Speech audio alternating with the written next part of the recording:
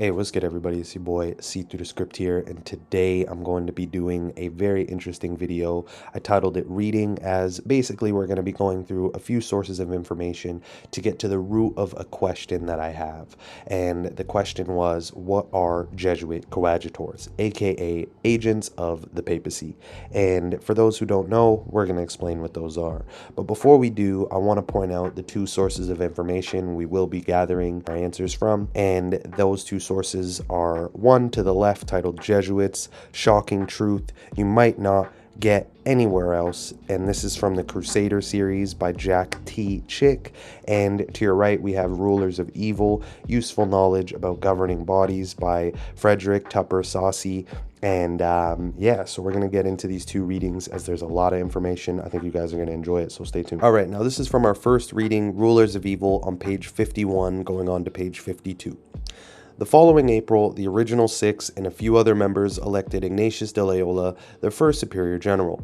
What had been approved as a minimal society soon multiplied to 1,000 strong. Ignatius did this by administrating to only 60 the extreme oath of obedience to the Pope, while admitting hundreds more under lesser oaths. Ever since, the exact size of the society has been known only to the superior general, as the world gained increasing numbers of doctors, lawyers, authors, reforming theologians, financiers, statesmen, curators, diplomats, explorers, tradesmen, merchants, poets, scholars, scientists, architects, engineers, artists, printers, and philosophers. It was extremely difficult for an ordinary citizen to tell which were Jesuits and which were not. Not even Jesuits could say for sure, because of a provision in the constitutions, sections 81 through 86 of Part 1, which authorizes the Superior General to receive agents, both priestly agents to help in spiritual matters and lay agents to give aid in temporal and domestic functions,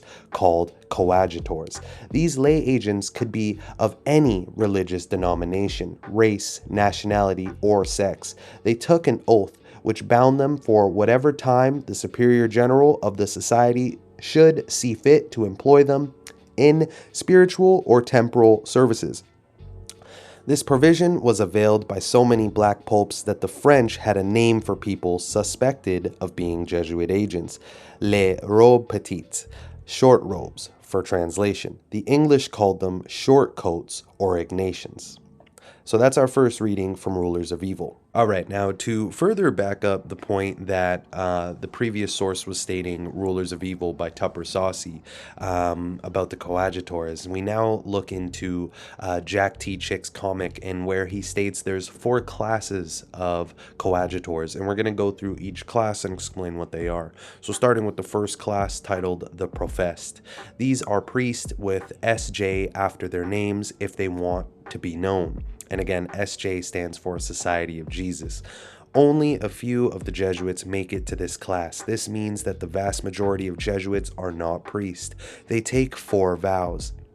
First vow is obedience, second poverty, third chastity, and the fourth being special obedience to the Pope. So very important stuff.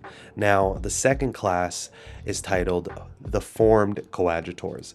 There are 2 kinds, and the first is spiritual coadjutors, which are lesser priests who can only hear confessions, preach, and teach. Then you have the second type, temporal coadjutors. These are the bottom of the barrel, with no spiritual authority whatsoever. They work as cooks, guardians, as long as they live for the greater glory of God, which is ad merum de gloriam, the Latin version of that phrase.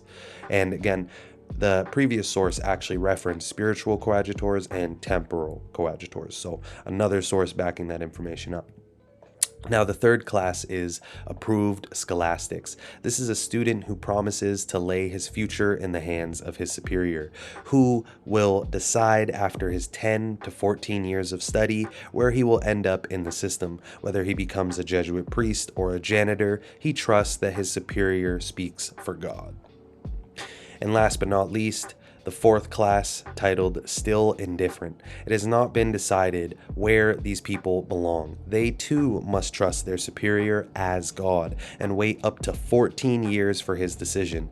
Their goal is an elite team of the most dedicated men in the world who will do anything for their Jesuit general without thought or hesitation. The Jesuit goal is to make the world serve the Pope by hook or by crook.